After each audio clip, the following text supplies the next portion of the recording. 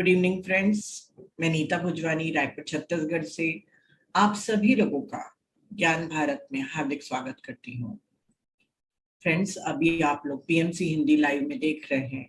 अगर आप लोगों ने पीएमसी हिंदी लाइव को सब्सक्राइब नहीं किया है तो उसे जरूर सब्सक्राइब कर लीजिए, और ज्ञान भारत जो हमारा खुद का यूट्यूब चैनल है उसको भी आप जरूर सब्सक्राइब कर लीजिए, क्योंकि काफी मास्टर्स लोगों के वीडियोस इसमें इस चैनल में सेव है, तो आप लोग देख सकते हैं। तो चलिए फ्रेंड्स, आज से हम 3 दिन तक के अष्टावक्र गीता सुनेंगे। बहुत फ्रेंड्स लोगों की रिक्वेस्ट आई थी, क्योंकि इस टॉपिक पर किसी भी ने भी अभी तक के नहीं बोला है। तो आप सब लोगों की प्यास थी कि आप अष्टावक्र गीता सुने, और मुझे भी एक ऐसा मास्टर चाहिए था जो इस ज्ञान के साथ जस्टिफाई कर सके, क्योंकि ये ज्ञान बहुत ही डीप नॉलेज का है और ये हर एक की बस की बात नहीं कि अष्टावक्र गीता को बता सके। तो हमारे बीच में सुषमा सराफ जी हैं, जो अपने सेशन में अष्टावक्र गीता के एक एक सूत्र का विस्तृत व्याख्या कर रही हैं। वो यहाँ पे 3 दिन हमारे साथ जुड़ी रहेंगी और अष्टावक्र गीता को एक तरह से समराइज करके आपको इसका सार बताएंगी। तो बहुत ही डीप नॉलेज है और बहुत बहुत प्यारा कहा गया है अष्टावक्र ने राजा जनक जी से। तो आज से हम 3 दिन तक सुषमा जी के साथ जुड़ेंगे और जानेंगे कि क्या है अष्टावक्र गीता। तो मैं वेलकम करना चाहूंगी हमारी सुषमा जी को, हमारी गेस्ट को, जो बहुत अच्छी मेरी फ्रेंड है, बहुत ही प्यारी सोल है, और कई सालों से वो पीएसएसएम में अपने विजडम शेयरिंग के द्वारा और लाइट चैनलिंग के गाइडेड मेडिटेशन के द्वारा लोगों की अवेयरनेस भी बढ़ा रही हैं, उनकी वाइब्रेशन भी बढ़ा रही हैं, और काफी काउंसलिंग करके उनको उनकी परेशानियों से मुक्ति भी दिला रही हैं। तो welcome welcome welcome Sushma ji, welcome to Gyan Bharat. नमस्ते Neeta ji, thank you team Gyan Bharat, and thank you friends, thank you so much. And Neeta ji ने ऑलरेडी इंट्रोडक्शन दे दिया। आज हम लोग क्या करेंगे, तो एक बहुत ही अच्छी कहानी से शुरू करते हैं अष्टावक्र का महात्म जानने के लिए। फिर अष्टावक्र कहाँ से आए, फिर उससे शुरू करेंगे। रामकृष्ण परमहंस और विवेकानंद जी के बारे में सब जानते हैं। रामकृष्ण जी बहुत अच्छे गुरु रहे और विवेकानंद जी उनके उतने ही प्यारे शिष्य और बड़े डिसाइपल है, जिनका नाम नरेंद्र था। जब विवेकानंद जी अपने टीन एज में थे, तो जब वो मिले रामकृष्ण परमहंस जी से, तो गुरु की नजर तो गुरु की नजर ही होती है, पारखी होती है, पहचान ही लेती है शिष्य को। तो उन्होंने पहचान लिया और उन्होंने क्या नाम है, अष्टावक्र उनको जब देखा नरेंद्र को, तो समझ में आया कि इसमें एक बहुत ही ऊर्जा है। अगर इस ऊर्जा को एक डायरेक्शन दे दें, सही डायरेक्शन दे दिया जाए, तो सच में ये बहुत से लोगों का जीवन बदल सकेगा। इस लड़के में एक ऐसी प्रतिभा है। लेकिन क्योंकि उस समय विवेकानंद जी को कोई इंटरेस्ट उतना नहीं था स्पिरिचुअलिटी में, वो जानते नहीं थे बहुत कुछ, तो उनको सिखाया कैसे जाए, तो रामकृष्ण परमहंस जी को समझ नहीं आया।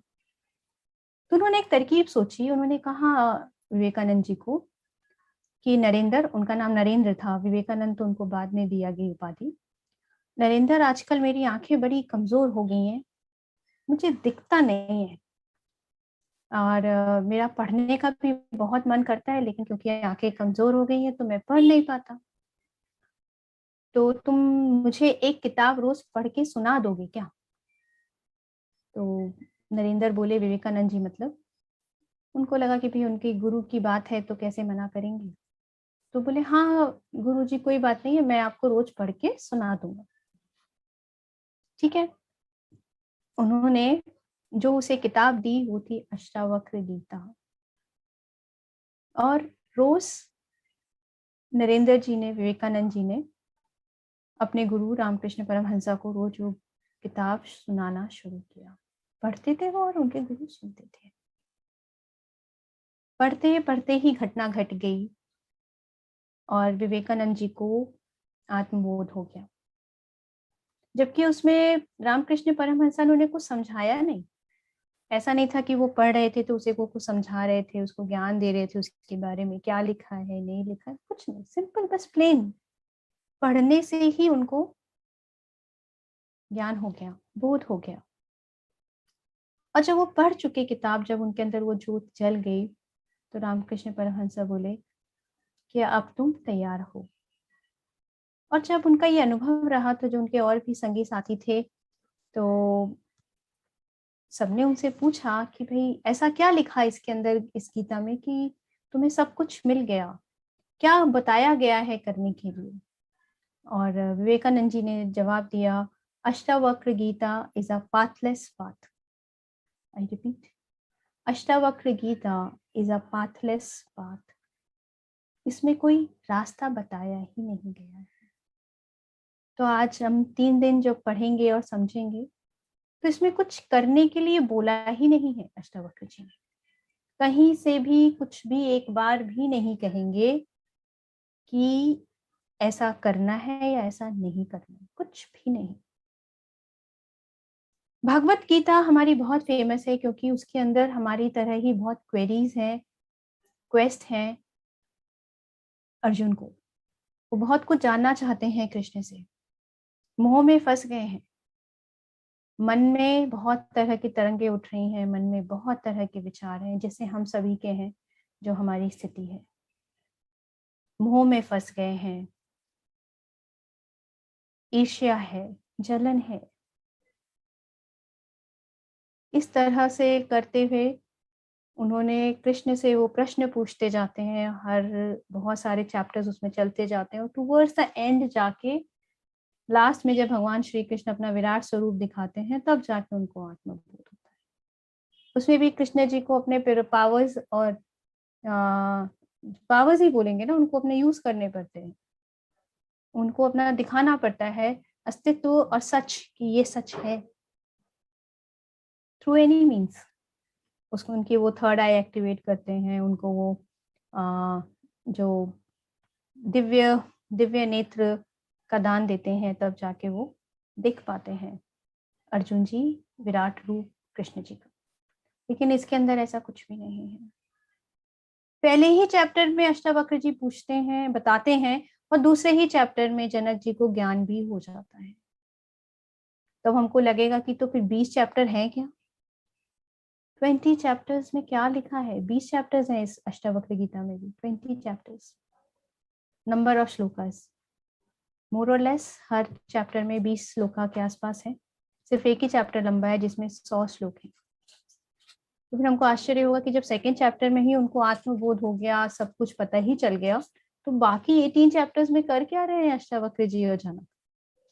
लेकिन ब्यूटीफुली अगर आप वो संवाद पढ़ेंगे तो दोनों मास्टर एंड डिसाइपल, जो शिष्य है और जो गुरु है, ऐसी ऊर्जा में वाइब्रेट कर रहे हैं कि आपको समझ में नहीं आएगा कि अष्टावक्र जी बोल रहे हैं कि जनक बोल रहे हैं।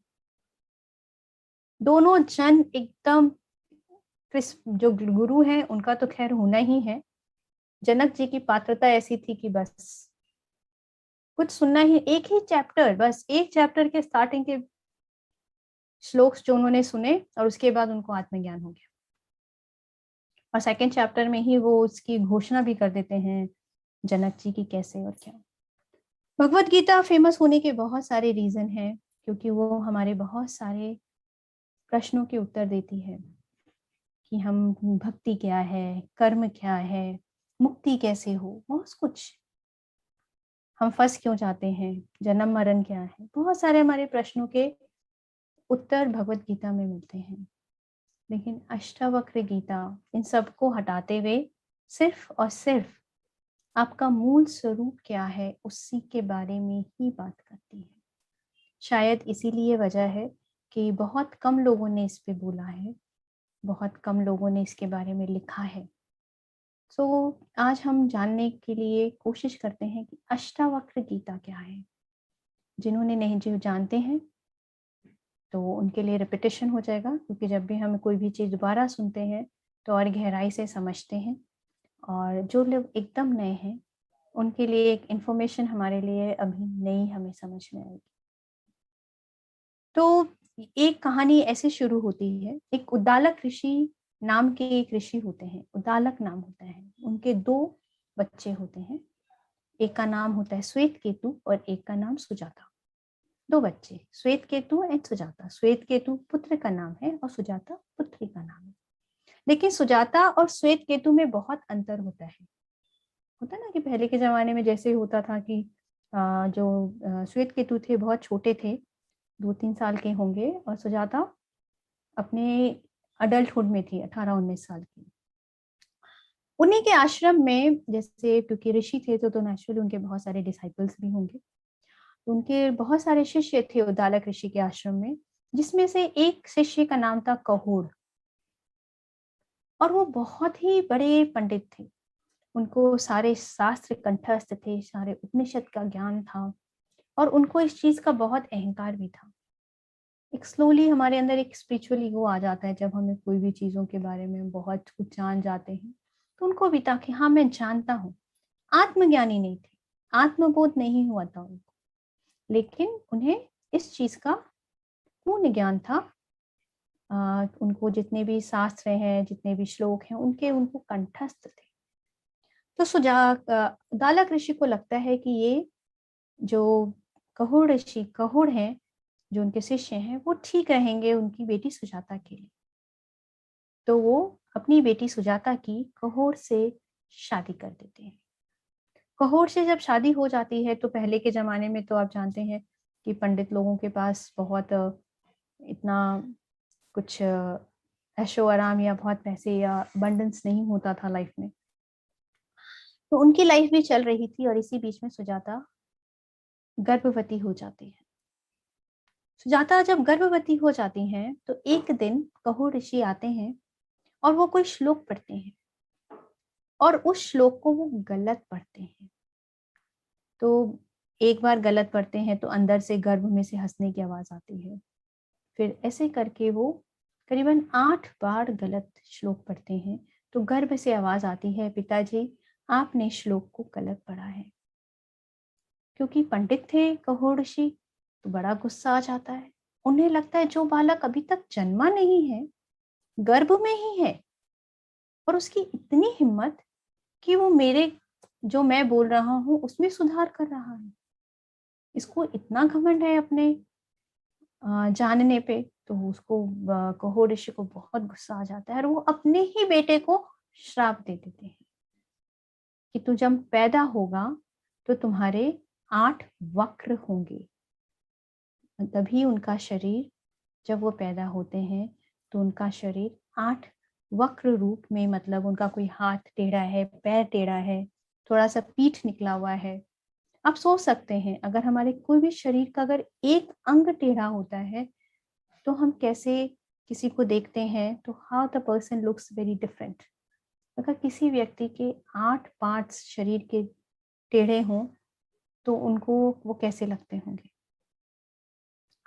खैर खैर अष्टावक्र जी पैदा हो जाते हैं। यहाँ पर इतना होता है, उतनी ही देर में उतनी ही पैरेलली एक स्टोरी और चल रही होती है। जनक जी के जो राज्य होता है वहां पे एक बंदी नाम का एक पंडित आ जाता है, जो बहुत ही फेमस शास्त्रार्थ होता है, उसे सब कुछ पता होता है, और वो बहुत एक बड़ा, जिसे तो डिबेटर होता है, हर जन उससे हार जाता है। तो वो जब भी जिस भी राज्य में जाता है तो वहां पे जितने भी वहां के ज्ञानी होते हैं, जो शास्त्रज्ञ होते हैं, उनको ललकारता है शास्त्रार्थ करने के लिए, और उसकी शर्त होती है अगर जो भी उससे हार जाएगा उसे जाके जल की समाधि लेनी पड़ेगी। ऐसा करते हैं, और जब वो राजा जनक में दरबार में होता है तो बहुत लोगों को ऐसे ललकारता जाता है, और लोग बहुत से जो ज्ञानी होते हैं, जो शास्त्रज्ञ होते हैं, जो पंडित होते हैं, उनकी जल समाधि होने लगती है। ऐसे में ही कहोड़ ऋषि को पता जब चलता है तो वो भी राजा जनक के दरबार में जाते हैं, क्योंकि कहोड़ ऋषि को भी बड़ा अपने ऊपर मान था कि उनको भी सभी ज्ञान, सभी चीज के बारे में पता है, सभी चीज के बारे में ज्ञान है, और वो जाते हैं उसके पास, जनक जी के दरबार में बंदी से मिलते हैं। बंदी और जनक में बहुत जोर से शास्त्रार्थ होता है, लगातार लगातार होता जाता है। लेकिन तीसरे दिन जो कहोड़ होते हैं वो हारने लगते हैं। और जब वो हारने लगते हैं तो परंपरा के अनुसार कि जो भी हारेगा तो उसे जल समाधि लेनी पड़ेगी, उनको जल समाधि लेने के लिए भेज दिया जाता है। इधर में जब बड़े होते हैं, वहां सबको पता चलता है कि कहोड़ ऋषि ने जल समाधि ले ली है, तो सुजाता को लगता है कि अगर अष्टावक्र जी को अभी बहुत छोटे होते हैं और पता चलेगा कि उनके पिता नहीं रहे तो उनको कैसा लगेगा। तो उद्दालक ऋषि बोलते हैं कि आज से ये मेरा पुत्र है। तो क्या होता है, श्वेत केतु और अष्टावक्र ऐसे तो मामा भांजे होते, लेकिन ऐसे भाई हो गए। दोनों लोग फिर उसी आश्रम में पढ़ने लगते हैं। उद्दालक ऋषि ही उनको ज्ञान अर्जित करने लगते हैं, उनको सारा जो भी शास्त्र है सिखाना, सब कुछ उद्दालक ऋषि के अंडर में होने लगता है। एक दिन अष्टावक्र और श्वेत केतु खेल रहे होते हैं और दौड़ते दौड़ते अष्टावक्र जी उद्दालक ऋषि के गोद में जाके बैठ जाते हैं। उद्दालक ऋषि उसको अपनी गोद में बैठाते हैं तो श्वेत केतु को बड़ा गुस्सा आ जाता है और वो गुस्से में बोल देते हैं कि ये तुम्हारे पिता नहीं, तुम्हारे नाना है, ये मेरे पिता हैं, तुम इनकी गोदी से उतरो। अष्टावक्र जी बिना कुछ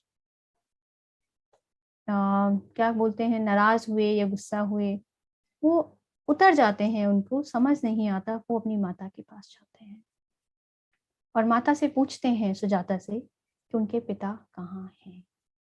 तो जो उनकी माता होती हैं अष्टावक्र जी की, वो बताती हैं पूरी बात कि ऐसे ऐसे हुआ और वो बंदी से हार गए तो उनको वहां पे जल समाधि लेनी पड़ी। तो अष्टावक्र जी कहते हैं उस समय उनकी उम्र सिर्फ 12 साल की होती है, ओनली 12 years।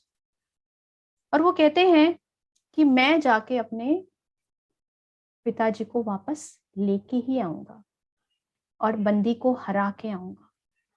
छोटा सा बालक, 12 साल की उम्र, इतना कॉन्फिडेंस उसे अपने आप पे, जिसको आज तक देश भर के इतने बड़े पंडित ज्ञानी हरा नहीं पाए, वो बोलता है कि मैं जाऊंगा और हरा के आऊंगा। और वो राजा जनक के राज्य की तरफ चल पड़ते हैं। तो राजा जनक के यहाँ जब भी कोई होता है और जो कोई जीतता है तो उनको गाय भेंट की जाती हैं, जिनकी सोने की सींगें होती हैं और बहुत सारे उन्होंने गहने पहने होते हैं। जब वो वहां पे राज्य में पहुंचते हैं अष्टावक्र जी, और वहां पे वो गाय बंधी हुई होती हैं, तो वो कहते हैं कि इन गाय को उद्दालक ऋषि के आश्रम में भिजवा दिया जाए। सबको बड़ा आश्चर्य होता है, इतना छोटा सा बालक पागल हो गया है, ये बंदी को हराने आया है, और अभी तो चर्चा शुरू ही नहीं हुई है, उससे पहले ही बोल रहा है कि इन गाय को उद्दालक ऋषि के आश्रम में भिजवा दिया जाए। खैर कोई बात नहीं, वो राजभवन में प्रवेश करते हैं। जैसे ही राजभवन में प्रवेश करते हैं, उनको देखकर सब लोग जोर जोर से हंसने लगते हैं, बहुत जोर से। और हंसने वाली बात भी कि अगर हम सोचें अभी अपनी एक लॉजिकल माइंड के हिसाब से तो हो ही सकती है ना। सोचिए जिसका शरीर 8 रूप से 8 तरह के वक्र हों, हम किसी का कुछ भी थोड़ा सा भी देखते हैं तो हमारा भौहें टेढ़ी हो जाती हैं, मुंह ऐसे से बन जाता है, हमें अच्छा नहीं लगता देख के, तुरंत ही मुंह हमारा चेहरा, हमारी बॉडी लैंग्वेज बोल देती है कि हमें पसंद नहीं आया वो व्यक्ति। उसी तरह से वहां भी सब लोग जोर से हंसते हैं अष्टावक्र जी के बाहरी रूप को देख के। जनक जी को भी हंसी आ जाती है। इन लोगों को हंसता हुआ देखकर अष्टावक्र जी भी बहुत जोर से हंसते, इतना जोर से ठहाका मार के हंसते हैं। जब वो हंसते हैं तो सब चुप हो जाते हैं कि भाई अष्टावक्र जी क्यों हंसे। जब इन जनरली क्या होता है हमारे साथ, अगर हमारे ऊपर कोई हंसता है, आज हम किसी पार्टी में गए और सब लोग 10 लोग हमको देख के हंसे, तो हमें क्या लगेगा, हम बहुत कॉन्शियस हो जाते हैं, इतना ह्यूमिलेट फील करेंगे, हमें इतनी शर्मिंदगी आएगी, हमें लगेगा हमने कपड़े ठीक से पहने, हमारी नजर हमारे कपड़ों पे, हमारे चेहरे पे कुछ लगा तो नहीं है, हमारे बाल पे तुरंत चली जाएगी। लेकिन जरा सा भी ह्यूमिलेशन था ही नहीं अष्टावक्र जी। कुछ नहीं। उन्होंने उनको हंसते हुए देखा, उससे ज्यादा जोर से वो हंसे, तो उनको हंसता हुआ देख के तो सब चुप हो गए।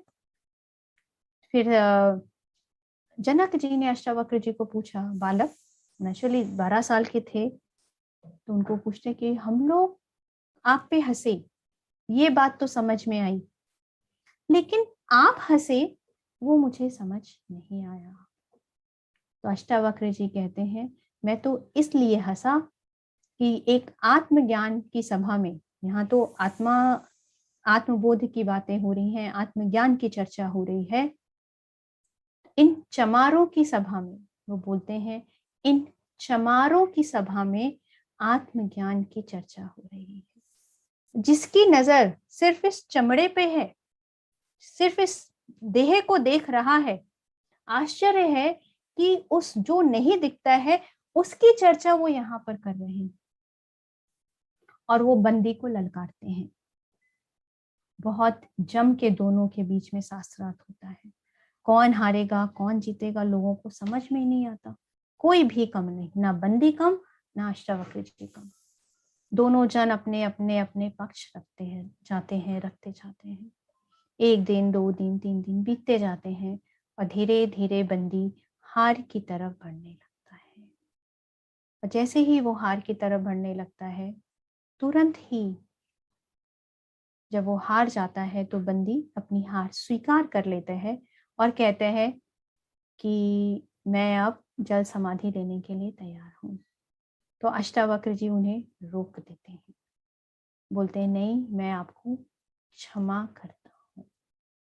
यहाँ पे क्षमा का गुण हमें अष्टावक्र जी से सीखने मिलता है इस कहानी में, कि इतना उनके पिता को उनसे ले लिया, इतना मजाक उड़ाया, फिर भी उस व्यक्ति को क्षमा कर दिया। और हमें तो क्या है, कोई छोटी सी बात बोल देता है तो हम बोलते हैं मैं तो उसे कभी माफ नहीं करूंगी, इस जन्म में तो कोई सवाल ही नहीं होता माफ करने का। मतलब कहाँ तक हमें एक किसी ने कुछ बोल दिया और हम माफ नहीं कर पाते, लेकिन उनके तो पिता को ही उसने ले लिया था, फिर भी वो माफ कर देते हैं। और फिर बंदी जो होते हैं, ऐसा वर्णन है जो मैंने पढ़ा और सुना कि वो वायु देवता के पुत्र होते हैं और उनको पृथ्वी पे भेजा जाता है, क्योंकि स्वर्ग लोक में कोई बड़ा सा अनुष्ठान हो रहा होता है यज्ञ का, और यहाँ से बहुत सारे पंडित और मुनि लोग की जरूरत होती है। तो इस बहाने जितने भी यहाँ के पंडित और मुनि हैं उनको वहाँ भेजा जाता है, ऋषि लोगों को उस यज्ञ को कराने के लिए। और उसमें ये शर्त होती है, ये शर्त नहीं बोलेंगे, मतलब ये क्लॉज होता है उसमें कि जब बंदी को कोई हरा देगा तभी उस दिन उस यज्ञ की पूर्ण आहुति होगी। तो आज बंदी जब हार जाते हैं तो इस यज्ञ की पूर्ण आहुति हो जाती है। तो बंदी बोलते हैं कि जितने भी लोग गए थे जिन्होंने जल समाधि ली थी वो लोग अब वापस आ जाएंगे। तो इसी तरह से बाकी सभी लोग स्वर्ग के रास्ते से वापस आ जाते हैं।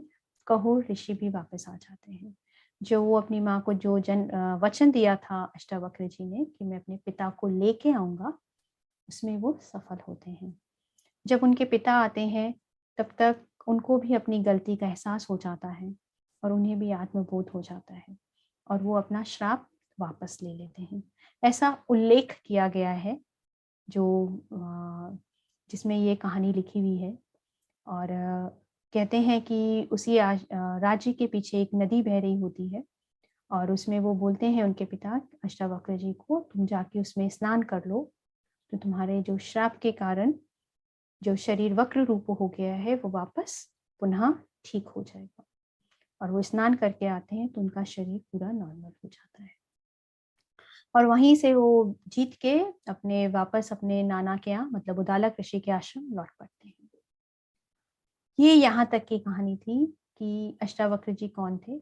मेनली यही 2 से 3 कहानी ही अष्टावक्र जी के बारे में दी गई है, इसके अलावा कुछ भी नहीं है कि जब वो बड़े हुए तो उन्होंने उनके और कितने शिष्य थे या नहीं।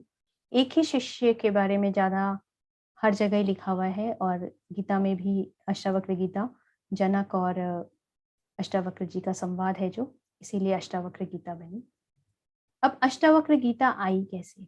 इसके बारे हमने अष्टावक्र जी के बारे में जाना। अष्टावक्र गीता के बारे में जानते हैं। राजा जनक एक दिन अपने सपना देखते हैं और सपने में देखते हैं कि उनके राज्य में किसी ने चढ़ाई कर दी है और युद्ध छिड़ गया है और वो हार गए। उनको बंदी बना लिया गया और बंदी बना के जब उनको देश निकाला गया दिया गया तो उनके पास खाने के लिए कुछ नहीं है। वो भिखारी हो गए, दर दर भटक रहे हैं खाने के लिए। 1 दिन 2 दिन 3 दिन निकल गए हैं, खाने के लिए कुछ नहीं मिलता। तीसरे दिन कहीं से कुछ थोड़ा सा खिचड़ी के चावल मिलते हैं, तो उसको वो बनाने बैठते हैं एक पात्र में लेके। और कुछ ऐसा होता है कि वो पात्र टूट जाता है और चावल बिखर जाते हैं जमीन पे। खिचड़ी पूरी बिखर जाती है और वो एकदम भूख से बिलबिला उठते हैं राजा जनक सपने में। और इतना बिलबिलाहट, इतना दुख कि उनकी आंखें खुल जाती हैं। जब उनकी आंखें खुलती हैं तो वो देखते हैं, अरे मैं तो अपने राजमहल में ही सोया हुआ हूँ। इतना ऐशो आराम है, इतना शानदार बिस्तर है, मखमली बिस्तर है, बगल में सेवक लोग पंखा दे रहे हैं और सभी कुछ सारी सुख सुविधा दिख ही रही है। तो उनको समझ में नहीं आता है जो मैं अभी देख रहा था वो सच था कि ये सच है। कुछ समझ नहीं आता, बड़े परेशान होते हैं। उठते हैं और अपने जितने भी उनके राज्य में ज्ञानी लोग होते हैं उनकी सभा को बुलाते हैं और उनसे पूछते हैं इस सपने का मतलब। जितने भी लोग होते हैं सब अपनी अपनी मति के अनुसार उस ड्रीम की व्याख्या करते हैं, उस सपने की व्याख्या करते हैं कि ये तो अच्छा ही था और ऐसा वैसा जो भी जिसको समझ में आता है। लेकिन राजा जनक इससे पूरी तरह से सेटिस्फाइड नहीं होते। उनको लगता है नहीं, ऐसा तो कुछ नहीं है, ये नहीं है, ये नहीं। तो वो उनमें से जो उन्हीं की सभा में जो एक होते हैं तो वो पूछते हैं, आप अष्टावक्र जी से क्यों नहीं पूछ लेते कि इस सपने के बारे में। तो राजा जनक बोलते हैं, हाँ ये तो बात सही है। तो वो बुलावा भिजवाते हैं अष्टावक्र जी को कि उनको महल में आमंत्रित करते हैं कि महल में आए। जब आमंत्रण जाता है अष्टावक्र जी के पास तो अष्टावक्र जी बोलते हैं, मैं क्यों जाऊं महल में। उनका प्रश्न है, वो आए मेरे पास, मैं नहीं चाहूंगा। अगर हम देखेंगे तो हमें बाहरी रूप से हमें हो सा लगेगा कितना अहंकार। एक राजा ने बुलाया, लेकिन कितनी निर्भीकता भी। एक राजा ने बुलाया, एक 12 साल की उम्र है, तब भी कोई डर नहीं, कोई चाह नहीं, कोई मन में द्वंद नहीं कि क्या सोचेंगे क्या करेंगे। हो सकता है मुझे देश निकाला ही दे दे, हो सकता है मुझे मृत्यु दंड दे दिया जाए, कुछ कोई डर नहीं अष्टावक्र जी को। बोलते हैं उनका प्रश्न है, वो आए मेरे पास। ठीक है भैया, उन तक खबर पहुंचती है तो राजा जनक बोलते हैं कि हाँ ये बात तो सही है, जब मेरा प्रश्न है तो मुझे जाना है अष्टावक्र जी के पास। वो अष्टावक्र जी के आश्रम की तरफ चलते हैं, उद्दालक ऋषि के आश्रम की तरफ। और वहां पहुंचते हैं और अष्टावक्र जी को प्रणाम करने के बाद ये वाला जो सवाल होता है अपने सपने के बारे में उनको बताते हैं कि हे प्रभु, मुझे समझ ही नहीं आ रहा है कि जो मैं देख रहा था सपने में वो सच है या जो मुझे अभी दिख रहा है मेरे आसपास ये सच है। सच क्या है? तो अष्टावक्र जी बोलते हैं, ना वो सच मतलब जो तुमने सपने में देखा, ना वो सच था, ना जो तुम अभी देख रहे हो। अभी देख रहे हो अपना महल, अपनी ऐशो आराम, अपनी सुख समृद्धि, ना ये सच, बल्कि तुम हो वो सच। ना ये सच, ना ये सच, ना वो सच, तुम हो सच। और इसी सिर्फ एक लाइन को सुन के राजा जनक अष्टावक्र जी के चरण में गिर पड़ते हैं और पूछते हैं, यहीं से शुरुआत होती है अष्टावक्र गीता की। सिर्फ एक ही प्रश्न और इतना छोटा सा जवाब, ना वो सच, ना ये सच, तुम ही सच। कितना सच था इसके अंदर कि जो उन्होंने सपने में देखा, सपना वो देख रहे थे, सारे सपने को ऐसे जिया जैसे कोई हकीकत ही थी। सच में उतनी भूख थी, सच में इतनी प्यास थी। और हम सबने ये महसूस किया होगा जब भी कभी हमने अपने सपने देखे होंगे, सभी जब हम लोग सभी को ही सपने आते हैं, और उस सपने में जो भी हमको हम सोच रहे होते हैं, हम महसूस कर रहे होते हैं, जो भी देख रहे होते हैं, वो पूर्णतः एज इट इज, ऐसे जैसे अभी ये रियलिटी लग रही है कि आप मेरे को सुन रहे हो, बिल्कुल वैसे ही लगता है। ऐसा लगता है ना? राइट या रॉन्ग? पूरी अष्टावक्र गीता ही हमारी यहीं से शुरू है। अगर ये कॉन्सेप्ट नहीं क्लियर होगा तो आगे कुछ समझ नहीं आएगा। ऐसे ही होता है ना कि जब हमको सपना दिखता है तो हमें सब कुछ बिल्कुल एज इट इज ही लग रहा होता है। अगर हमें किसी ने थप्पड़ मारा है तो हमें दर्द हो रहा होता है, अगर हमें कोई गुस्सा कर रहा होता है, हम किसी से प्यार कर रहे होते हैं, हम कहीं जा रहे होते हैं, सब कुछ जैसा अभी रियलिटी में लग रहा है बिल्कुल एज इट इज लगता है, कोई फर्क नहीं, कोई फर्क नहीं। लेकिन वहां पे जब हम सुबह उठते हैं तो हम क्या बोलते हैं? मैंने आज एक बहुत अच्छा सपना देखा। वट अवर वर्ड्स आर, मैंने आज एक बहुत अच्छा सपना देखा। मैंने, वो मैं क्या, व्हाट इज दैट आई? जो बोलते हैं कि I have seen a dream today, कौन वो आए? किसने देखा सपना? वो आए तो सो ही रहा था ना। जिसको मैं, अगर ये आए इसको समझ रही हूँ, इस शरीर को, सुषमा को, सुषमा जो इस शरीर का नाम है, वो तो सो ही रही थी, फिर किसने सपना देखा? लेकिन हम बोलते हैं मैंने आज एक सपना देखा।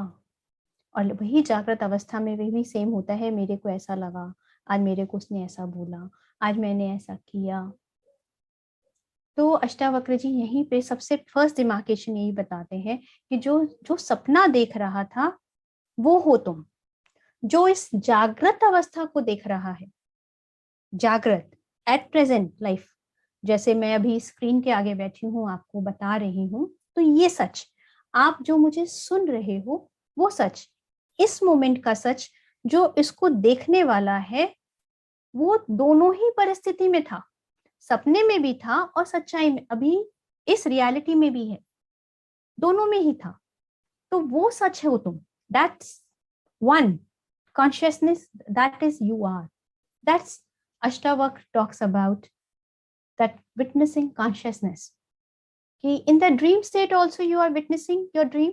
आप अपने सपने के बारे में पूरी तरह से जान रहे थे, और अभी इस वक्त नीता जी ने ये पूरा ऑर्गेनाइज कराया है, आप लोग की ज्ञान भारत की टीम ने, हम लोग इतने सारे मेंबर्स हैं, आप मुझे सुन रहे हो, मैं आप में बोल रही हूँ, जो मैं बता रही हूँ वो स्टोरी रजिस्टर हो रही है, जो भी है वो भी सच है। तो आज कल रात को जो सपना देखा था वो भी आप देखने वाले थे, अभी जो देख रहे हो, सुन रहे हो, समझ रहे हो यहाँ पर, वो भी आप देखने वाले। आय तो कांस्टेंट ही है दोनों में, उस ड्रीम स्टेट में भी कांस्टेंट थी, इस स्टेट में भी कांस्टेंट है। इसी को लेके यहाँ से अष्टावक्र गीता प्रारंभ होती है। और ये सुन के जनक जी अष्टावक्र जी को अपना गुरु मान लेते हैं।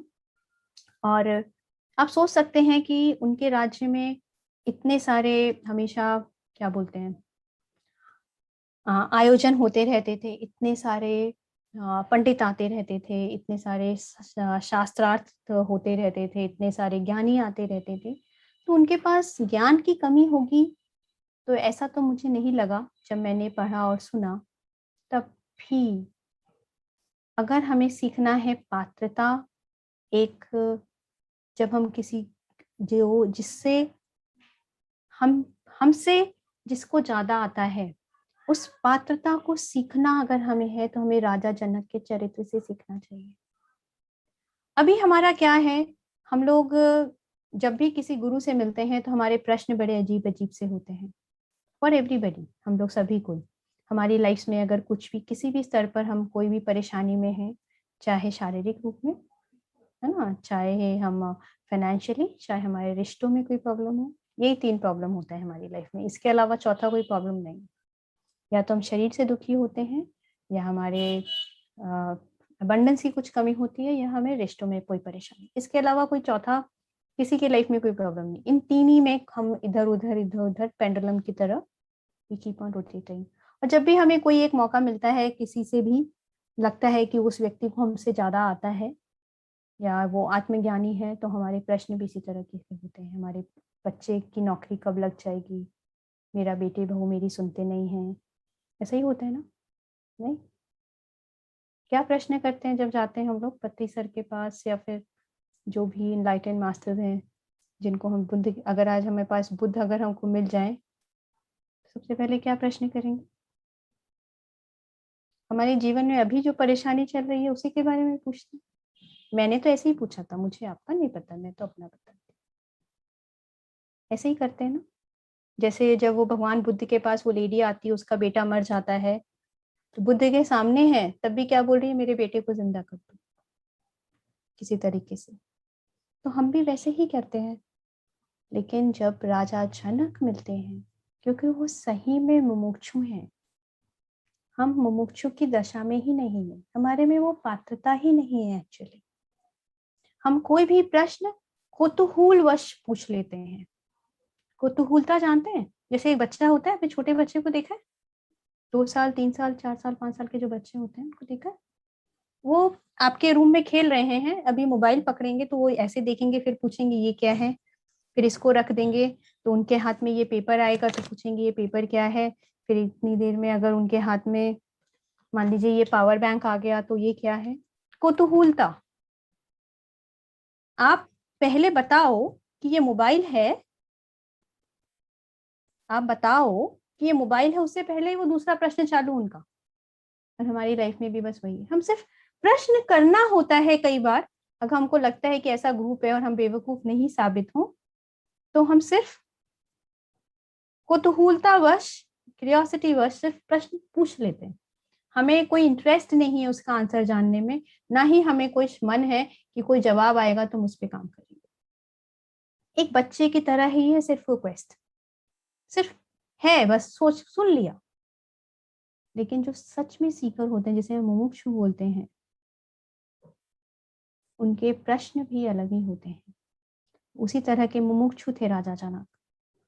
जब वो मिलते हैं तो कोई बेकार की बात ही नहीं पूछते अष्टावक्र जी से। कृष्ण भगवत गीता में अर्जुन पूछता है कृष्ण से, मैं इनको कैसे मारूं? ये तो मेरे अपने ही हैं, मेरे भाई हैं, मेरे तात हैं, मेरे जो भी हैं सारे मेरे, तो ये मेरे ये प्रियजन ही हैं। इनको मार के अगर मुझे राज्य मिलेगा तो मुझे क्या फायदा इस राज्य का? मुंह में है। जैसे हम ही वैसे, जैसे कृष्ण जैसा गुरु मिल गया तो भी अर्जुन कैसे प्रश्न पूछ रहा था, हम भी वैसे ही प्रश्न पूछते हैं कि हमारे बच्चे सुनते नहीं हैं, मेरे पति का इतने दिन हो गए कोई काम ही नहीं लग रहा है, मेरी शरीर, हम कितनी कोशिश करते हैं, इतना मैंने सुना है पॉजिटिव थिंकिंग, वही कर रही हूँ तो भी शरीर ठीक ही नहीं हो रहा है। ऐसे ही प्रश्न पूछते हैं जैसे अर्जुन ने कृष्ण को पूछा था।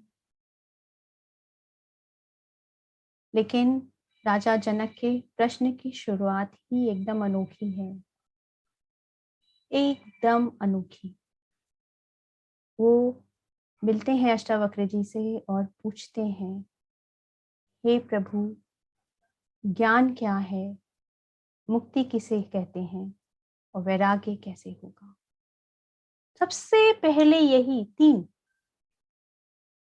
सारों का सीक्वेंस हो सकता है अलग अलग है, आगे पीछे है, पहले हमें ज्ञान है, फिर वैराग्य है, फिर मुक्ति है, लेकिन वो आगे पीछे पूछते हैं इस सीक्वेंस को, यहीं से शुरुआत करते हैं। और सबसे पहले वो पूछते हैं राजा जनक से, अष्टावक्र जी, राजा जनक अष्टावक्र जी से, कि उस कहते हैं कि हे प्रभु, ज्ञान कैसे प्राप्त होता है, मुक्ति कैसे होती है, और वैराग्य कैसे प्राप्त होता है, यह मुझसे कहिए।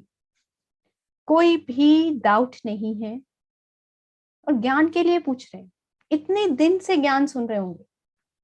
आप सोच सकते हैं जिसके मतलब दरबार में हमेशा ही इतने सारे ज्ञानी पंडित, शास्त्राज्ञ, शास्त्रार्थ होता ही रहता है, होता ही रहता है, उनके पास ज्ञान की तो कमी कुछ होगी नहीं। लेकिन वो यहाँ पे ज्ञान सिर्फ इंफॉर्मेशन के लेवल पे नहीं बोल रहे, कि जैसे हमें कोई भी चीज रट रट के, जैसे कबीर जी ने बोला, पोथी पर जग मुआ, पंडित भया न कोई, ढाय आकर प्रेम के, पढ़े सो पंडित होए। कि जैसे कहोड़ ऋषि थे, उन्होंने भी बहुत सारे शास्त्र पढ़े थे, सब कुछ कंठस्थ था। तो अगर हमें बहुत सारा शास्त्र समझ में आता है, हमारे पास बहुत सारा ज्ञान हमने बटोर लिया है, तो इसका मतलब हम आत्मज्ञानी हो गए हैं, तो ऐसा नहीं। और यही उनकी सरलता और पात्रता को जताता है ये श्लोक कि राजा जनक किस लेवल की पात्रता थी उनमें। ऐसे हम पात्र ही बन जाए, इस पात्रता से ही बैठ जाएं अष्टावक्र जी के सामने, तो बस हमें शायद हम थोड़ा कौन है उसके और नजदीक पहुंच जाए। अभी तक तो हम दूर हैं, कौन है हम, क्या हैं, हमारे अंदर बहुत सारे भ्रम हैं, भ्रांतियां हैं, बहुत सारे हमें डाउट्स हैं, कंफ्यूजन्स हैं। लेकिन अगर, और वो बहुत ही सरलता से पूछते हैं, हे प्रभु, ज्ञान कैसे प्राप्त होता है, मुक्ति कैसे होती है, और वैराग्य कैसे प्राप्त होता है। जबकि जब तक वैराग्य नहीं होगा तब तक मुक्ति नहीं। लेकिन प्रश्न के आप देख रहे हैं, इतनी हड़बड़ी हो गई कि उनको लगा कि अब आज एक अच्छा गुरु मिल गया, एक सच्चा गुरु मुझे मिल गया है जीवन में, बस आज ही पता चल जाए सब। इतनी उत्कंठा, इतनी एंजाइटी नहीं बोलेंगे, एक नेगेटिव वर्ड हो जाएगा, लेकिन इतनी उत्कंठा, इतनी प्यास उस सच को जानने की कि आज तक मैंने जो भी सुना और समझा उसके बारे में कुछ विवेचना भी नहीं, उसके बारे में कुछ सोचना भी नहीं, उस सब को किनारे कर दिया, पूरा कप खाली, पूरा कप खाली। और एकदम एक बच्चे की भांति, एकदम एक सरल प्योरिटी, सरलता से और प्योरिटी से अष्टावक्र जी के सामने अपने आप को सरेंडर करते थे। और इन्हीं आगे 18 और 19 श्लोक में राजा अष्टावक्र जी जनक को इन्हीं तीनों प्रश्नों का आगे आगे उत्तर देते जाते हैं। तो हम लोग इसमें से कुछ कुछ श्लोक्स लेंगे जो जिनमें हम समझेंगे, क्योंकि ऐसे तो हम इसका हर एक श्लोक ही अष्टावक्र गीता का अपने आप में अगर हम पढ़ें, समझें और अपनाने की कोशिश करें तो एक बहुत बड़ा समंदर है वो, इतना डीप, एक गूढ़ रहस्य छुपा हुआ है इसके अंदर। फिर भी क्योंकि हमारे पास 3 दिन है, तो हम जो इसमें बेस्ट कर सकते हैं, जो कुछ जो मेन इसके जिस्ट हैं, we will try to cover in these 3 days। So सबसे पहला जो उन्होंने तीनों प्रश्न को ही हम लेते हैं, और सेकंड श्लोक में अष्टावक्र जी जनक को ना मुक्ति के बारे में बोलते हैं ना ज्ञान के बारे में, सीधा वैराग्य से ही शुरू करते हैं कि वैराग्य कैसे प्राप्त होगा। और उसमें वो बोलते हैं अष्टावक्र जी जनक को कि हे प्रिय, यदि तू मुक्ति चाहता है तो विषयों को विष के समान छोड़ दे। सॉरी, मुक्ति के बारे में बोलते हैं, यदि तू मुक्ति चाहता है तो विषयों को विष के समान छोड़ दे, विषयों को विष के समान छोड़ दे, और क्षमा, आर्जव, दया, संतोष और सत्य को अमृत के समान सेवन कर। This is the only one shloka if you are able to recite, and अगर हम अपना पाए अपने जीवन में, तो हम अपने जीवन में 360 चेंजेस देखने लगे। सभी चीजें जो हमको लग रहा है, हमारी हेल्थ अच्छी नहीं है, रिश्ते अच्छे नहीं है, पैसों की कमी है, सब कुछ ठीक हो जाएगी इसी एक श्लोक में। नेक्स्ट में जाने का जरूरत ही नहीं। उन्होंने बहुत ही अच्छे से बोला है, यदि तू मुक्ति चाहता है तो विषयों को विष के समान छोड़ दे। विषयों को छोड़ दे नहीं बोला, विष इज वेरी इंपॉर्टेंट। उन्होंने विषयों की तुलना, विषयों को पॉइजन के रूप में बताया है। अगर हम देखेंगे तो हमें हर चीज लाइफ में सभी में हमारे इंटरेस्ट बना ही रहता है, लाइक सभी विषय, मतलब हर चीज का विषय, चाहे हमारे मटीरियल लाइफ का हो, चाहे हमारी इमोशनल लाइफ का हो। हमें अपने मटीरियल लाइफ में अपने बच्चों से, अपने घर से, अपने स्टेटस से, अपने रुतबे से, अपनी क्वालिफिकेशन से, सबसे इतना अटैचमेंट होता है। ऑल दीज आर विषय ओनली। और वैसे ही हमारे जितने भी हमारे इमोशंस हैं, anger, jealousy, greed, comparison, complaints, blames, तो इन सभी के बारे में उन्होंने यही बोला है कि इन सब को समझते हुए यू जस्ट लीव देम, छोड़ दे, अभी छोड़ दे। और क्षमा सबसे फर्स्ट, पहला गुण, अगर हमें आत्मबोध के रास्ते तक कुछ पहुंचा सकता है तो सबसे पहले क्षमा है। ये बहुत सीक्वल में दिया है। अष्टावक्र जी एक आत्मज्ञानी गुरु थे, एनलाइटेंड मास्टर थे, और वो कोई भी सिर्फ ऐसे बोलने के लिए नहीं बोलते, क्योंकि जैसे अभी हम लोग हैं, हम लोग यहाँ पे स्पीकर्स हो गए सब, और हम लोग बहुत सारे स्पीकर्स आते हैं, तो many times we use the words, तो हम लोग आगे पीछे यूज कर लेते। We need to be very compassionate, we need to be very kind, we need to forgive the people, हम लोग ऐसे बोलते हैं जब हम कोई भी एक बात बता रहे होते हैं या समझा रहे होते हैं, क्योंकि ये एक एनलाइटेंड मास्टर की वाणी है, एक जिसने स्वयं को जाना है। तो इसका सीक्वल बहुत इंपॉर्टेंट है। सबसे पहले क्षमा बोला है उन्होंने। अगर हमारे जीवन में क्षमा नहीं है स्वयं के प्रति और दूसरों के प्रति, हम आगे के गुणों तक तो पहुंच ही नहीं पाएंगे। हम कितना भी सोचें कि हमारे अंदर बहुत दया है, सरल है, संतोष है, हम अपने आप को धोखा देते रहेंगे। The truth is that we don't have any of such qualities. None of these qualities. अगर हमने क्षमा को नहीं अपनाया जीवन में, सबसे पहले क्षमा। तभी उन्होंने जब उनका शास्त्रार्थ हुआ और बंदी हार गया, तभी क्षमा कर दिया। पहला गुण ही उन्होंने अपनाया अपने जीवन में, क्षमा कर दिया। तो क्योंकि क्षमा बहुत इंपॉर्टेंट है, इसलिए फ्रेंड्स मुझे एकदम 100% श्योर है, नीता जी आप लोगों ने मेरे ख्याल से बहुत सारे फॉरगिवनेस पे सेशन लिए होंगे, am I right? जी जी जी, बिल्कुल बिल्कुल, है ना। हाँ। और इसकी पुष्टि होती है इस गीता से कि अगर हमारे जीवन में क्षमा नहीं है तो ना ही हमारे जीवन में सरलता आएगी, ना ही दया आएगा, ना ही संतोष आएगा, और ना ही हम सत्य तक पहुंच पाएंगे। ये सीक्वल बैठा लीजिए अपने दिमाग में। मतलब जब मैंने पढ़ा था, तो जब मैंने भी फर्स्ट टाइम पढ़ा तो बस ठीक है, लिखा हुआ है जैसे हम लोग हमेशा पढ़ते हैं, बहुत सारे गुण तो दिए रहते हैं ना, कोई भी हम कोई अच्छी किताब पढ़ते हैं तो बहुत सारे गुण दिए रहते हैं। आपने अगर 1000 सीज ऑफ जॉय देखे होंगे, तो उसके अंदर जो प्रीडोमिनल जॉय के लिए बोलते हैं, तो उसमें एक लिस्ट है पूरी, एक पूरे पेज की। हाँ ना नीता जी, आपने पढ़ी ना 1000 सीज ऑफ जॉय?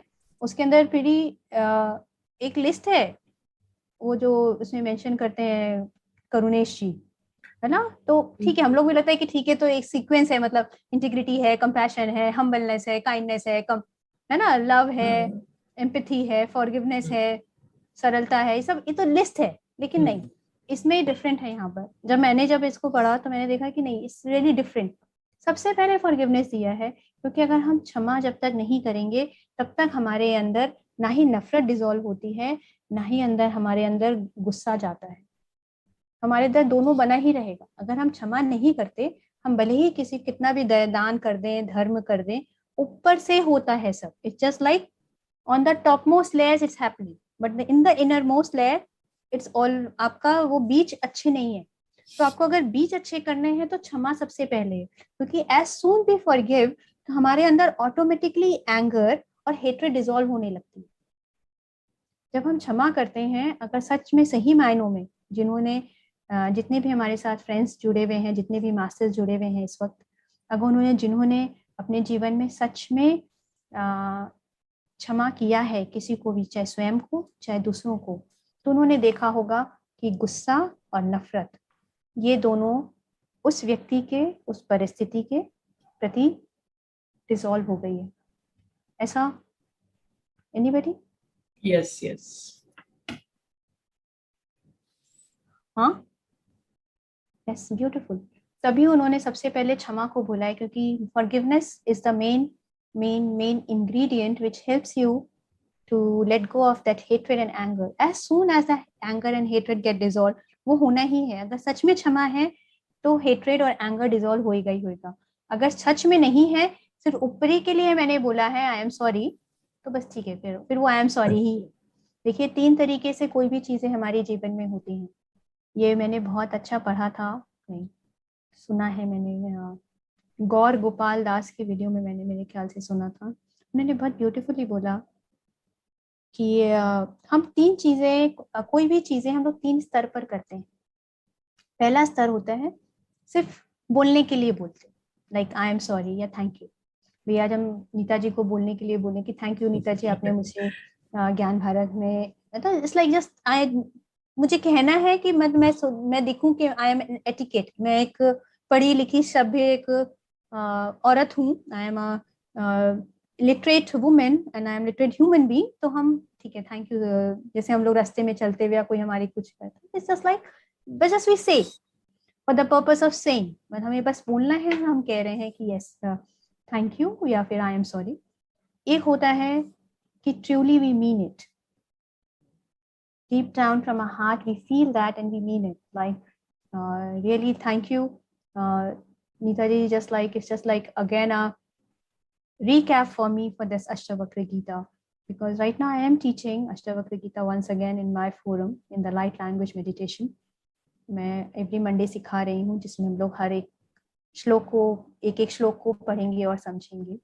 लेकिन तब भी इस कहानी को दोबारा सुनाना is just like really thankful, it's just like a revision to learn again from such a inspirational stories.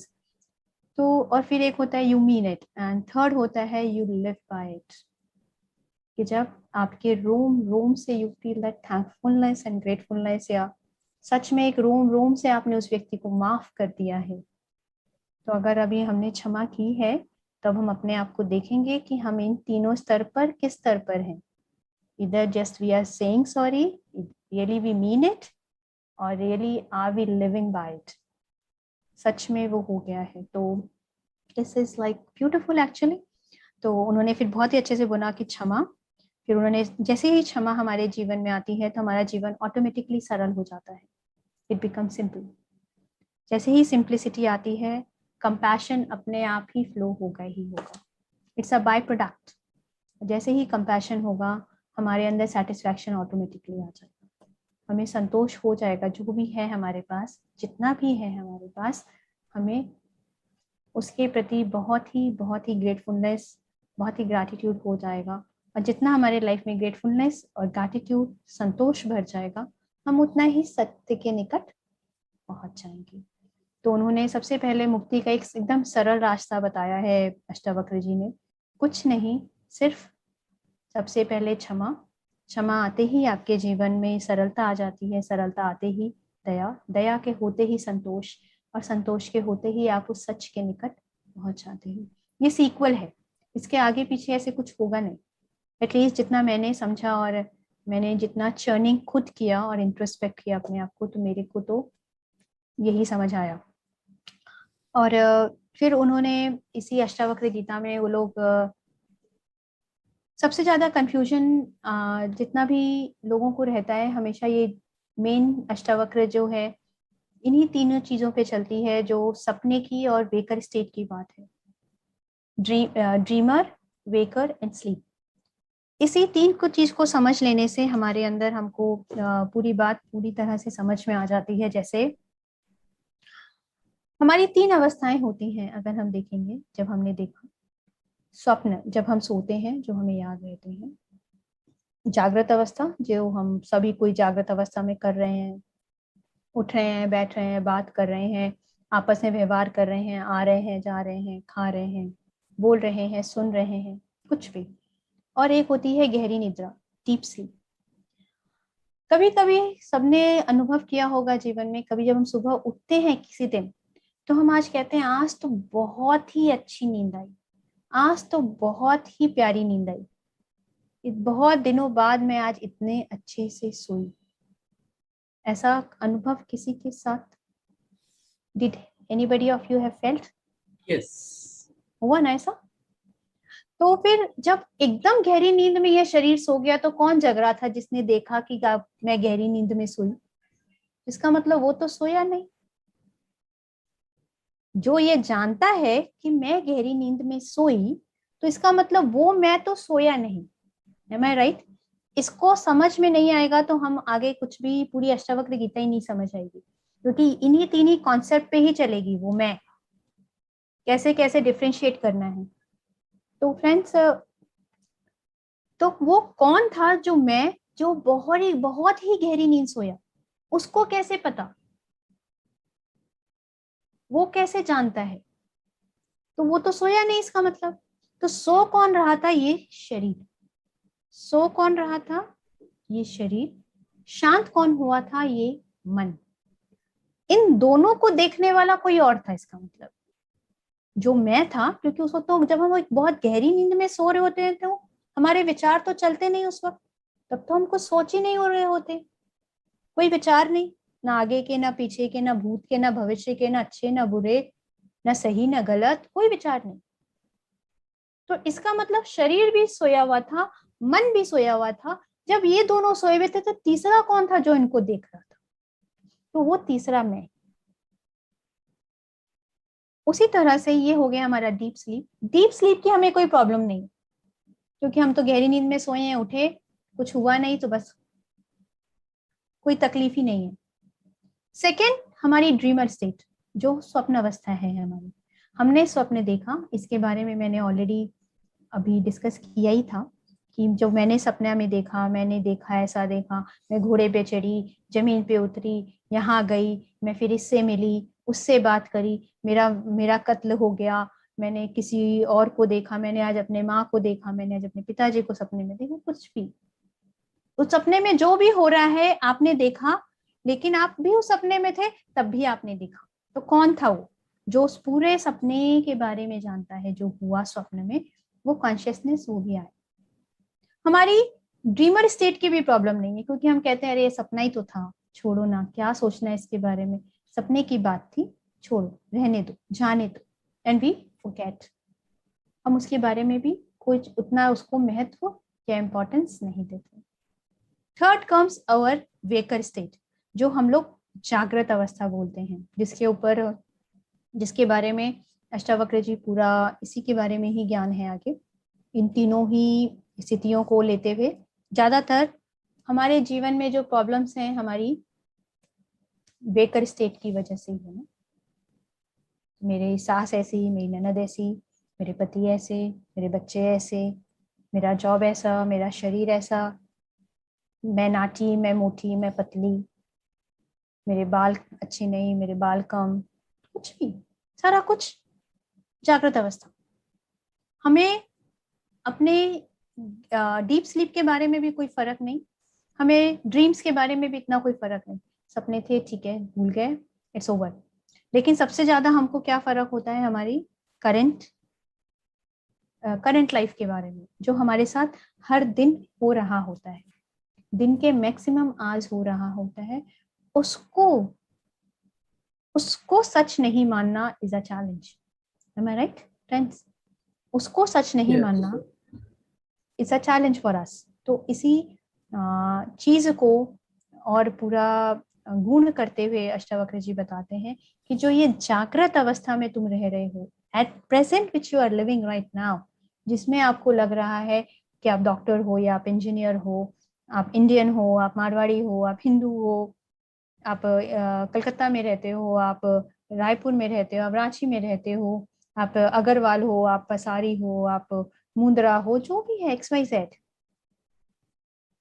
वो जागृत अवस्था को जुटलाना, सपने को जुटलाना आसान, डीप स्लीप के लिए तो कोई बात ही नहीं है, लेकिन इस जागृत अवस्था को जुटलाना is a biggest biggest biggest challenge for us. तो इस जब वो अष्टावक्र जी जब आगे बढ़ते हैं तो वो राजा जनक को इस जागृत अवस्था के ही बारे में बार बार बार बार इसी जागृत अवस्था को ही झुटलाएंगे। वो बार बार यही बोलेंगे कि तुम ये शरीर ही नहीं हो। जब तुम ये शरीर नहीं, तो शरीर से बने रिश्ते भी तुम्हारे नहीं। अभी मैं अपने आप को एज अ सुषमा सोचती हूँ, तभी मैं सोचती हूँ कि आई एम अ स्पीकर, तभी मैं सोचती हूँ कि मेरी शादी सराफ फैमिली में हुई है, तभी मैं सोचती हूँ कि मेरे 2 बच्चे हैं, तभी मैं सोचती हूँ कि मैं कलकत्ता में रहती हूँ, मैंने BCom किया है, जो भी है।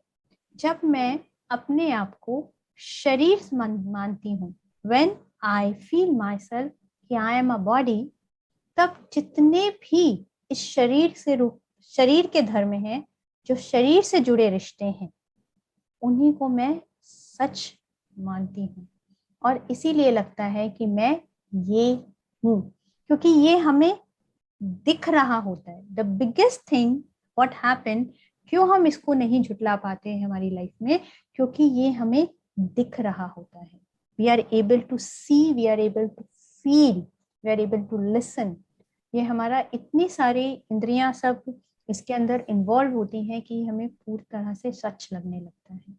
तो इसी को अष्टावक्र जी आगे वाले श्लोक्स में बोलते हैं कि तुम ये शरीर भी नहीं हो, तुम ये विषय भी नहीं हो, तुम ये इंद्रियां भी नहीं हो, तुम वो पंचभूत भी नहीं हो जिससे तुम बने हो, जल, वायु, आकाश, अग्नि और स्पेस। तुम ये सब हो ही नहीं, फिर तुम कौन हो? बार बार अष्टावक्र जी जनक को बैक पीछे लाने की कोशिश करते। ये शरीर है, ये तुम्हें दिख रहा है, तुमने स्वप्न में देखा, तुमने अभी जागृत अवस्था में देख रहे हो, तुम देख रहे हो, कौन है ये तुम, कौन है ये मैं? तो बार बार उस पे उसका ब्रेक, बार बार उस गैर को वो बैक की तरफ लेके आते हैं। उसके पीछे जाके देखो, उसके पीछे जाके देखो, उसके पीछे जाके, कौन हो तुम, कौन हो? फिर वो आगे में बोलते हैं कि तुम ये पंचभूत भी नहीं हो, ना ही तुम सारी इंद्रियां हो, ना कर्म इंद्रियां, ना ज्ञान इंद्रियां, कुछ भी नहीं। फर्स्ट वो बॉडी के लेवल पे बात करते हैं कि जितने भी शरीर और शरीर के धर्म है वो तुम नहीं हो। जो भी शरीर से होता है, जो भी शरीर के स्टेटस है, क्योंकि फॉर एग्जाम्पल अगर अभी मेरा नाम सुषमा है ना, अभी इसको एज इज दिस कॉस्ट्यूम में माय नेम इज सुषमा।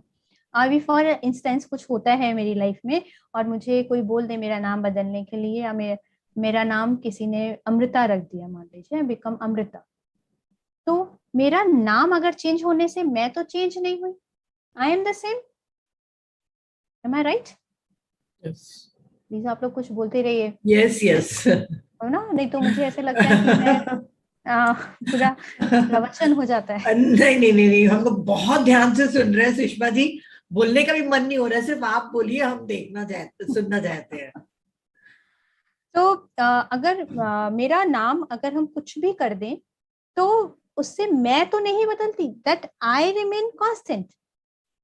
जो अभी आई को हम सुषमा समझ रहे हैं, फिर वो अमृता हो गई, फिर अगर मैंने माही कर दिया, फिर चाहे हमने उसको थोड़ा दिन बाद नीता कर दिया या मधु कर दिया, उससे क्या फर्क है? लेकिन वो आई तो कांस्टेंट ही है, वो नहीं चेंज हो रही है। तो उस कांस्टेंट पे वो बार बार उस चीज को लेके आते हैं। फिर अगेन वो लेके आते हैं जितने हमारे कर्म इंद्रियां और ज्ञान इंद्रियां हैं, जो हमें दिख रहा है, जो हमें सुन रहा है, जो हम बोल रहे हैं, बोलते हैं ये भी तुम नहीं हो। तुम्हारा आंखें देख रही हैं, तुम नहीं, तुम तो हमेशा ही देखते हो, you are always a knower, तुम हमेशा हो। क्योंकि सपने में जब हमारी आंखें बंद थी तो कौन देख रहा था? सपने में या जो गहरी स्लीप, जो गहरी निद्रा हमें आई थी, जब हम बहुत अच्छी नींद सोए, तो कौन देख रहा था? कौन सी आंखें देख रही थी? तब तो ये फिजिकल आइज बंद थी। तो वो उससे भी अपने आप को, इसके ऊपर भी अपने आप को उठाना चाहते हैं अष्टावक्र जी कि तुम ये जितने भी 5 सेंस ऑर्गन्स है, ये भी तुम नहीं हो। ये जो कर्म इंद्रियां हैं, ये हमारे जो हाथ पैर और मुंह है, ये सब हमारी जो कर्म इंद्रियां हैं, वो भी तुम नहीं हो। क्योंकि सपने में भी तो हम कुछ कर्म कर ही रहे थे ना। हमने देखा हम घुड़सवारी कर रहे हैं या सीढ़ियां चढ़ रहे हैं या ब्रिज पार कर रहे हैं, तब भी तो हमारे हाथ और पैर तो चल ही रहे थे। एक शरीर सोया हुआ था लेकिन एक दूसरा शरीर तो काम कर ही रहा था, लेकिन उनको भी मैं देखने ही वाला था। तो उसको भी लिए भी वो इस चीज को झुटलाते हुए बोलते हैं कि ये भी तुम नहीं हो, ये भी तुम नहीं हो, ये भी तुम नहीं। आगे के जितने भी श्लोक्स हैं, इनमें बार बार अष्टावक्र जी जनक जी का इसी पे ही ध्यान लेके आते हैं। श्लोक 3, 4, 5, 6, 7, 8, अगर एक श्लोक में वो ये भी बोलते हैं कि तुम कोई वर्ण भी नहीं हो, अभी मान लीजिए मैंने मेरे इस जन्म में मैं सराफ हूँ, है ना, इस जन्म में सराफ हूँ। फॉर इंस्टेंस अगर मैं अपना अभी कास्ट बदल लूँ, for whatsoever reason I become a Muslim और अ क्रिश्चियन, क्या फर्क है? इस शरीर का ही तो मैंने धर्म रिलीजन बदला है ना, लेकिन आई एम कांस्टेंट। तो वो यही बताने की कोशिश कर रहे हैं, बता रहे हैं जनक जी को कि तुम ब्राह्मण आदि वर्ण भी नहीं हो। मे भी तुम अपने आप को हिंदू समझ रहे हो, मुस्लिम समझ रहे हो, क्रिश्चियन समझ रहे हो, या कुछ भी समझ रहे हो, लेकिन तुम ये हो नहीं, यू आर नॉट दैट। और ना ही तुम कोई आश्रम वाले हो। उन्होंने बहुत ही ब्यूटीफुली इसको अगेन बोलते हैं कि जो हमारी 3 अवस्थाएं होती हैं जब हम बच्चे थे, है ना, आज हम लोग सब लोग मोर और लेस जितने भी हमारे अभी फोरम में जुड़े हुए हैं, तो हम लोग अभी अबव सब 30s और 40s में हैं। तो जब हम छोटे थे सबको अपने 5 साल 7 साल का कुछ कुछ याद है, 5 साल 10 साल 15 साल। यस। मैं बचपन में ऐसा करती थी, मैं इस कॉलेज में पढ़ती थी, मेरे ये बॉयफ्रेंड थे, मेरी ये गर्लफ्रेंड थी, मैं कॉलेज बंक किया था। यू रिमेम्बर ना? तो कौन है वो मैं जो जानता है इसको? वो शरीर तो अभी बच्चा रहा ही नहीं, शरीर तो अब ये 40 साल 50 साल 60 साल जिसकी जो भी उम्र है वो हो गया है, लेकिन उसे अभी याद है सारा, है ना। तो जितने भी हमारे जो आश्रम है, जो हम अलग अलग बचपन से आए हैं, ब्रह्मचर्य आश्रम में, फिर गृहस्थ में, फिर वानप्रस्थ और फिर संन्यास में जो चले जाएंगे, उन सब में कौन है वो जो हमेशा कांस्टेंट है?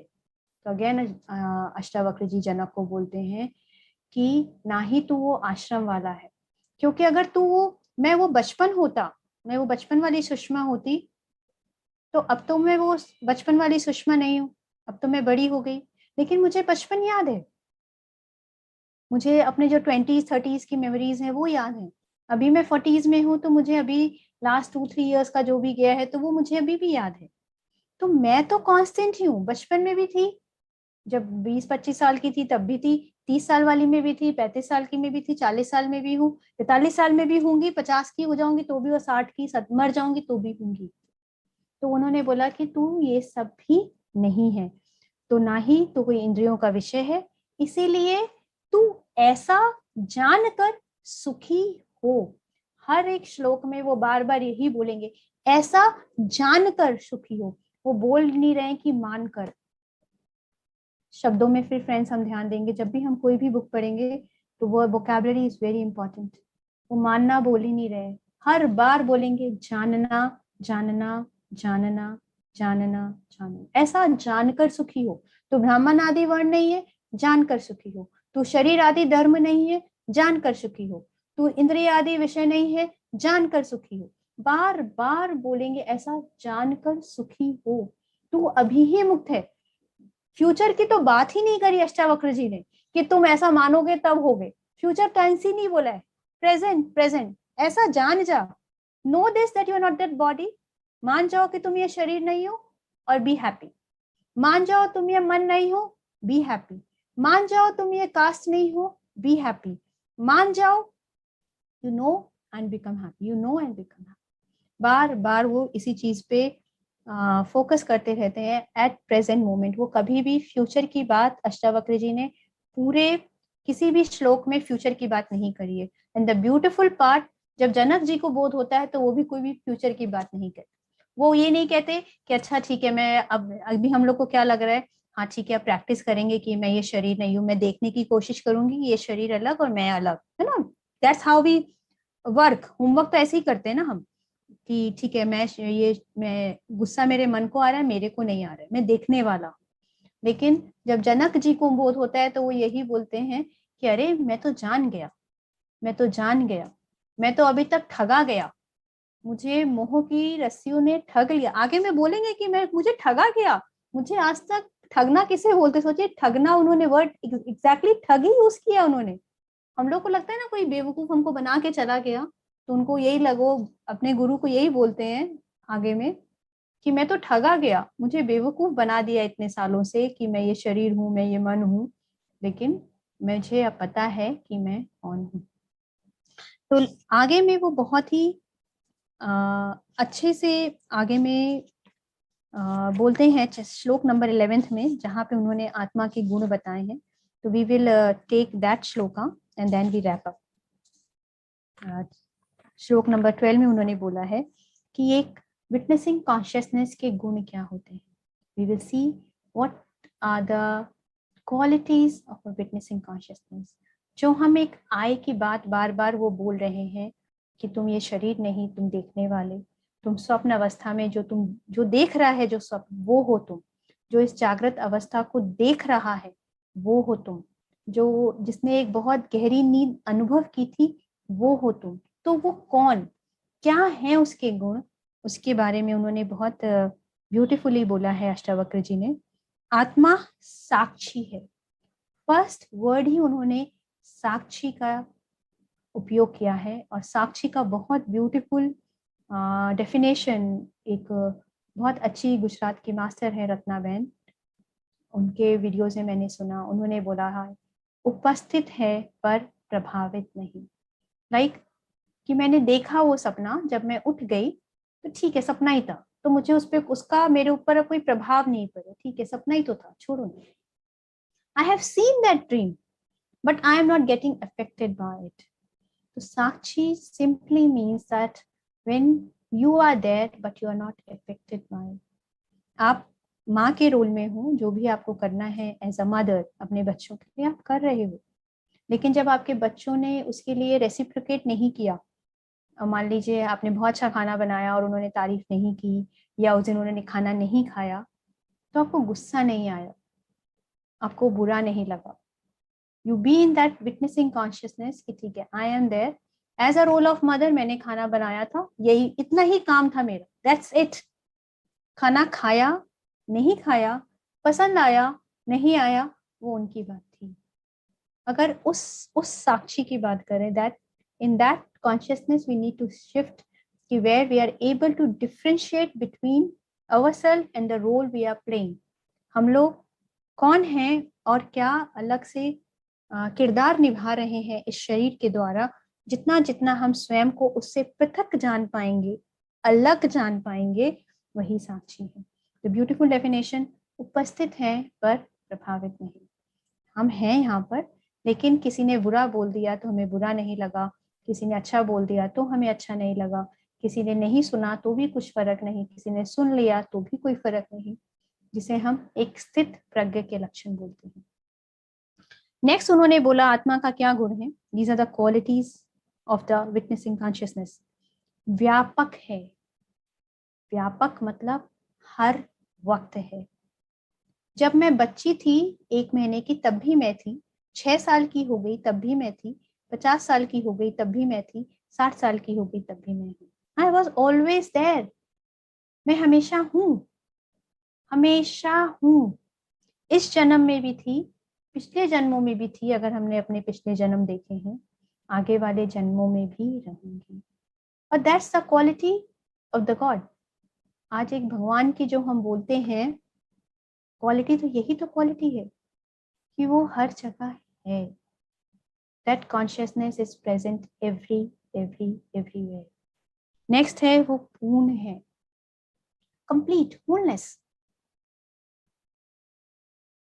अगर एक समंदर में से एक ग्लास पानी निकाल लो तो समंदर कुछ कम होता है क्या? समंदर तो पूर्ण ही है। वैसे भी हम ही पूर्ण हैं। हमने इस जन्म में मधु के नाम में जन्म लिया, अगले जन्म में हम सुषमा हो गए, उसके अगले जन्म में हम नीता हो गए, उसके अगले जन्म में हम सुषमा हो गए। कुछ भी जन्म बदल के, लेकिन मैं आई एम कंप्लीट। मेरे अंदर कुछ भी कमी नहीं हुई है, ना ही मेरे अंदर कोई दोष। एक है। इस जन्म में मैं मुस्लिम हूँ, अगले जन्म में मैं हिंदू थी, उसके अगले जन्म में मैं क्रिश्चियन थी, एक जन्म में मैं बुद्ध थी, एक जन्म में मैं जूइश थी, या एक जन्म में मैं अफ्रीका में पैदा हुई, एक जन्म में मैं अमेरिका में पैदा हुई। कहीं भी हुई, लेकिन मैं तो एक ही थी। I was the only one. That's the quality of that witnessing consciousness. मैं सर्वदा एक थी, वैसे जैसे कि वो परमात्मा हमेशा ही एक है। हमने ही भले ही उसको अलग अलग नाम, रिलीजन, कास्ट, क्रीड सब में बांट दिया हो, लेकिन सच में सत्ता तो वो एक ही है। हम भले ही उसे किसी भी नाम से पुकारें, लेकिन है तो वो एक ही, मुक्त है। The best quality of the soul is that वो हमेशा ही मुक्त है, क्योंकि वो उपस्थित है पर प्रभावित नहीं। It is there but it is not getting affected, तो तभी मुक्त है। बंधन है नहीं। बंधन तभी हमें लगता है जब हम अपने आप को इस शरीर और ये मन मानते हैं, तभी बंधन है। अगर ये शरीर और ये मन नहीं माने तो कोई बंधन नहीं। तभी कृष्ण को सब कुछ करते हुए भी कुछ नहीं था। उन्होंने क्या नहीं किया, झूठ भी बोले हैं, चोरी भी की, सब किया, फिर उनके लिए कोई कर्म नहीं था। वो सिर्फ इसीलिए नहीं था क्योंकि वो हमेशा अपनी विटनेसिंग कॉन्शियसनेस में थे। उन्होंने अपनी सोल कॉन्शियसनेस में हमेशा रहते थे। उन्होंने कभी शरीर को मैं नहीं माना, उन्होंने कभी मन को मैं नहीं माना।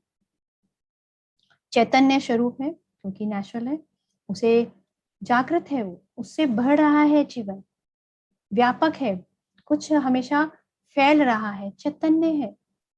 अब चेतन नहीं है, इट इज वेरी मच चैतन्य क्या बोलेंगे, एक्टिव, पूरी तरह से उपस्थित है वो, पूरी तरह से। इवन गहरी निद्रा में भी उसे पता है कि मैंने आज बहुत अच्छी, मुझे आज बहुत अच्छी नींद आई। That's the quality. नेक्स्ट है क्रिया रहित है, क्योंकि प्रभावित ही नहीं है तो वो कुछ करता नहीं है, सिर्फ देखने वाला है। ही जस्ट सिंग। असंग है क्योंकि वो अपने आप को जानता है कि मैं ये शरीर नहीं, मैं ये मन नहीं, मैं ये बुद्धि नहीं, इन तीनों को मैं देखने वाला हूँ, इसलिए वो अपने आप को अलग देखता है। ये क्वालिटी है, these are the qualities Ashtavakra ji is talking about, जो एक विटनेसिंग कॉन्शियसनेस की होती है। इच्छा रहित है। जब प्रभाव ही नहीं है कोई चीज की तो इच्छा कहाँ से हुई? हमारे ऊपर कोई चीज का प्रभाव होता है तभी हमारी इच्छा होती है।